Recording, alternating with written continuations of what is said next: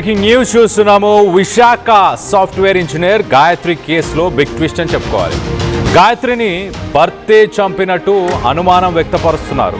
ఇటు కుటుంబ సభ్యులు కూడా భర్త శ్రీచరణే గాయత్రిని చంపేశాడంటూ కుటుంబ సభ్యులు కూడా చెప్పుకొచ్చే ప్రయత్నం చేస్తున్నారు. గాయత్రి పైన శ్రీచరణ్కి మొదటి నుంచి అనుమానం అనే ఒక పెనుభూతం ఉండేది. చాలా కాలంగా ఇటు భార్యని వేధిస్తూ వస్తున్నాడు అంటూ కుటుంబ సభ్యులు ఆరోపణ చేస్తున్నారు. గతంలో కూడా గాయత్రి హ్యాండ్ బ్యాగ్లో ఒక సీక్రెట్ ట్రాకర్ని కూడా పెట్టాడు శ్రీచరణ్ అంటే అర్థం చేసుకోవచ్చు. ఒక ట్రాకర్ని కూడా తన భార్య హ్యాండ్ బ్యాగ్లో పెట్టాడు అంటే తను ఎక్కడికి వెళ్తుంది, ఎవరితో కలుస్తుంది, ఎక్కడెక్కడ ఏ సమయంలో ఉంటుంది, ఈ విషయాలన్నీ కూడా ట్రాక్ చేసే ప్రయత్నం మరి నిజంగానే శ్రీచరణ్ చేశాడా? కుటుంబ సభ్యులైతే చాలా క్లియర్గా ఒక సీక్రెట్ ట్రాకర్ని శ్రీచరణ్ పెట్టాడు అంటున్నారు. సో ఒకవేళ ట్రాకర్ని అమర్చాడు అనుకుంటే ఖచ్చితంగా తనకి భార్య మీద అనుమానం ఉంది. ఈ ఘటనకు సంబంధించి కూడా శ్రీచరణే చేసి ఉండే అవకాశం ఉంటుంది. లేకపోతే అంత దూరం వెళ్ళి ఒక హోమ్ స్టేలో ఇద్దరు హనీమూన్కి వెళ్ళిన తర్వాత రాత్రి నుంచి ఉదయం అంటే 11:30కు చేరుకున్నారు. ఉదయం తెల్లవారుజామున 3:30 ఆ సమయం దాకా మద్యం సేవించారు. ఆ సమయంలోనే ఆల్రెడీ ముందుగానే శ్రీచరణ్ ప్లాన్ చేశాడా? ముందుగానే భార్యని అంత దూరం తీసుకెళ్ళి చంపాలని ప్లాన్ చేశాడా? అది ఈజీగా నాకు తెలియదు ఏం జరిగిందని చెప్పడానికి. కానీ రెండు తెలుగు రాష్ట్రాల ప్రజలు గమనిస్తూనే ఉన్నారు. మొదటి నుంచి అందరికీ వస్తున్న అనుమానం ఒకటి, ఎలా అదే రూమ్లో భార్యాభర్తలు ఇద్దరు ఉన్నారు, కానీ భార్య మాత్రం ఒంటి మీద గొడ్డ ముక్క కూడా లేకుండా నేలపై ఉంది. రక్తం, తన ముక్కు నుంచి రక్తం కారుతుంది. మరోపక్క మూత్రంలో తను మొత్తానికైతే తన శరీరం, తన మృతదేహం ఆ మూత్రంలోనే ఉండడం, ఇదంతా చూస్తే చాలా అనుమానాలకి దారితీసింది. ఖచ్చితంగా ఆ హోటల్కి సంబంధించి వ్యక్తులు ఎవరైనా లోపలికి వచ్చారా? ఎలా రాగలుగుతారు? వాళ్ళు ఇద్దరు 11:30కి లోపలికి చేరుకున్నారు. తెల్లవారు 3:30 దాకా అక్కడే ఉన్నారు. ప్రస్తుతానికి పోలీసులు అయితే ఆ హోమ్ స్టేలో బస చేసిన వ్యక్తులందరి దగ్గర ప్రస్తుతానికి ఇన్వెస్టిగేషన్ చేస్తున్నట్టు తెలుస్తుంది. కుటుంబ సభ్యులైతే ఖచ్చితంగా భర్త శ్రీచరణే ఈ పనులు చేసుంటాడు. హైదరాబాద్లో మరి తను వర్క్ చేస్తున్న సమయంలో అనుమానంతో గాయత్రిని మరి శ్రీచరణ్ వేధించేవాడంటూ కూడా కుటుంబ సభ్యులు చెప్పుకొస్తున్నారు. ఇంత అనుమానాలుండి, ఇంత అపోహలుండి మరి ఎందుకు తనని చంపాల్సిన అవసరం ఉంది? నచ్చకపోతే విడాకులు తీసుకొని ఎవరి దారిన వారు పోవచ్చు కదా. 7 నెలలే పెళ్ళయి 7 నెలలు. సాధారణంగా పెళ్ళైన తర్వాత ఎవరైనా హనీమూన్ పీరియడ్ అంటారు. ఒక 6 నెలలు, ఓ మొదటి సంవత్సరం మొత్తాన్ని కూడా కొత్త పెళ్లి కొడుకు, కొత్త పెళ్లి కూతురుగానే పరిగణిస్తుంటారు.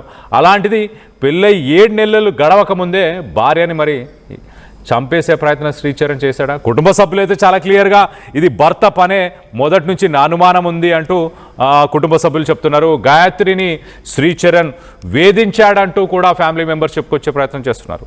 హనీమూన్ కోసం శ్రీచరణ్తో మరి ముస్సరి వెళ్ళిన తర్వాత గాయత్రిని ఆ హోటల్లోనే అనుమానాస్పద దుస్థితిలో గాయత్రి మృతి చెందింది అంటూ తను కుటుంబ సభ్యులకు, స్థానికంగా ఉన్న పోలీసులకి, అలాగే ఆ హోమ్ స్టేలో ఉన్న స్టాఫ్కి వీళ్ళందరికీ ఇంటిమేషన్ ఇచ్చాడు.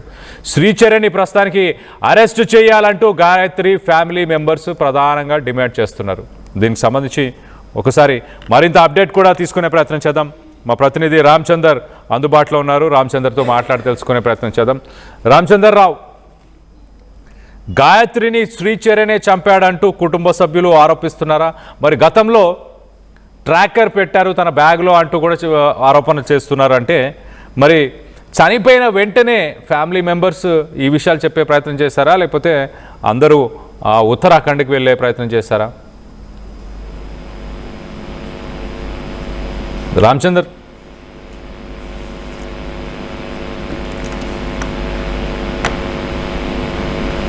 రైట్, మనం గమనించాల్సిన విషయం ఏంటంటే ఘటన జరిగిన తర్వాత మరి కుటుంబ సభ్యులు ఇమీడియట్గా అక్కడికి వెళ్ళారు, కానీ ఎలాంటి అనుమానాలు వ్యక్తపరచలేదు. ఇప్పుడు ప్రస్తుతానికి గతంలో గాయత్రి బ్యాగ్లో ఒక ట్రాకర్ని పెట్టారు. ఆ ట్రాకర్ గాయత్రి బ్యాగ్లో శ్రీచరణ్ ఒక ట్రాకర్ని పెట్టడం జరిగింది. ముందు నుంచే అనుమానాలు ఉన్నాయన్నారు. అందుకే భర్త శ్రీచరణ్ పైనే ప్రస్తుతానికి మేము అనుమానం వ్యక్తపరుస్తున్నాం అంటూ ఫ్యామిలీ మెంబర్స్ చెప్తున్నారు. దీనికి సంబంధించి మరింత అప్డేట్ తీసుకునే ప్రయత్నం చేద్దాం. ప్రస్తుతానికి శ్రీచరణ్ పైన గాయత్రి కుటుంబ సభ్యులు ఏమైనా కేసు నమోదు చేశారా రామచందర్? ఇంకా నమోదు చేయలేదు. మరి కాసేపట్లో దీనిపై విశాఖ సిటీ పోలీస్ కమిషన్ ని కలిసే ప్రయత్నం చేస్తున్నారు. నిన్న ఉదయం ఆ మృతదేహాన్ని విశాఖ ఎయిర్పోర్ట్ కి తీసుకురావడం జరిగింది. అక్కడ నుంచి ఎవరైతే రాధా గాయత్రి తండ్రి సంబంధించిన సొంత గ్రామం విజయనగరం జిల్లా కొత్త వలస సమీపంలో ఉన్న మామిడిపల్లి అనే గ్రామానికి తీసుకెళ్లారు. నిన్న ఉదయం అక్కడ అంత్యక్రియల ప్రక్రియ కూడా జరిగింది. ప్రస్తుతానికి రాధా గాయత్రి తల్లిదండ్రులు అంటే సత్యవతి సుధాకర్ కూడా సొంత గ్రామంలో ఉన్నారు. వారు మనతో మాట్లాడడం జరిగింది. మరి కాసేపట్లో వారు విశాఖ సిటీ రావడానికి అట్లాగే పోలీస్ కమిషనర్ కూడా ఫిర్యాదు చేసే ప్రయత్నాలు చేస్తున్నారు. నిజానికి కళ్యాణ్ ఈ నెల అంటే రేపు రానున్న ఆదివారం రోజు ఇక్కడ తల్లిదండ్రులకు షష్ఠి చేయాలని కూడా గాయత్రి అలాగే వారి కుటుంబ సభ్యులు నిర్ణయించారు. ఆ క్రమంలో ఆమె ఈ శనివారం రావాల్సి ఉంది. ఈ విషయంపై వారందరూ కూడా కుటుంబ సభ్యులందరూ కూడా సందడిగా రాకుండా అంటే చిరుముషువాడలోని విహార్ దీనికి సంబంధించిన అపార్ట్మెంట్ లో నిర్వహించడానికి అన్ని రకాల ఏర్పాట్లు చేసుకున్న దశలో ఈ రకంగా జరిగింది. కళ్యాణ్ మొదటి నుంచి అంటే పెళ్లైన కొన్ని నెలల తర్వాత అతని ప్రవర్తనపై కుటుంబ సభ్యులకు రాధా గాయత్రి పలు సందర్భాల్లో ఫిర్యాదు చేయడం జరిగింది. ముఖ్యంగా ఆమె ఐటీ కంపెనీలో పనిచేస్తూ కొంతకాలం హైదరాబాద్ లో కూడా ఉంది. హైదరాబాద్ లో ఉన్న సమయంలో వారి సోదరుడు తమ్ముడు వెళ్ళిన సమయంలో అంటే వరుసకు సోదరుడైన సోదరులు వెళ్ళిన ఇతరులు వెళ్ళినప్పుడు కూడా కొంత అనుమానం వ్యక్తం చేస్తూ శ్రీచరణ్ మాట్లాడటమే కాకుండా ఆమె ఉండే బెడ్రూమ్ లో కూడా అప్పుడు సీసీ కెమెరా పెట్టడం జరిగింది. ఆ అంశంపై కూడా ఆమె తల్లికి ఫిర్యాదు చేసింది. ఇప్పుడు తాజాగా చూసుకుంటే గురుగావ్లో ఆవిడ పనిచేస్తుంది. ఆ సమయంలో ఒకసారి ఆమె ఢిల్లీ వెళ్తున్న సమయంలో హ్యాండ్ బ్యాగ్ లో చూసుకుంటే ఒక ట్రాకర్ కనిపిస్తుంది. ఆ ట్రాకర్ పరికరం ఆమెకు అవగాహన లేకపోవడంతో మరొక సోదరికి ఫోన్ చేసి ఆ ట్రాకర్ ఫోటో తీసి పెట్టడంతో అది ట్రాకర్ గా గుర్తించడం జరిగింది. ఆ దశలో తనను ఈ రకంగా అనుమానించి ఒక సీక్రెట్ కెమెరాలు పెట్టడం, సీక్రెట్ గా ట్రాకర్ పెట్టడం ఇట్లాంటి అంశాలు కూడా ఆమె తల్లికి సత్యవతికి చెప్పడమే కాకుండా ఇప్పుడు ఈ ఫెస్టివల్ ఏదైతే వారందరూ కూడా వెళ్ళి తిరిగి వచ్చిన తర్వాత తిరిగి అతనితో కాపురానికి వెళ్ళను అని కూడా ఆమె తల్లికి చెప్పినట్టు వారి కుటుంబ సభ్యులు చెప్తున్నారు. ప్రస్తుతానికి మనం మామిడిపల్లి వెళ్తున్నాం. మరి కాసేపట్లో వారి కుటుంబ సభ్యులతో అంటే మనం ఫోన్ లో మాట్లాడడం జరిగింది. నేరుగా మాట్లాడే ప్రయత్నం చేస్తున్నాం. మొత్తానికి చూసుకుంటే ఎట్టి పరిస్థితిలో ఈ మరణం వెనుక శ్రీచరణ్ పాత్ర ఖచ్చితంగా ఉంటుంది అని మీరు అనుమానాలు వ్యక్తం చేస్తారు. ముఖ్యంగా తొలి దశ నుంచి అంటే పెళ్ళైన మీరే చెప్పారు కేవలం 7 నెలలు అంటే లెక్క వేసుకుంటే 6 నుంచి 7 నెలల వ్యవధి సహజంగా నవవధువుగానే భావించే పరిస్థితి ఉంటుంది.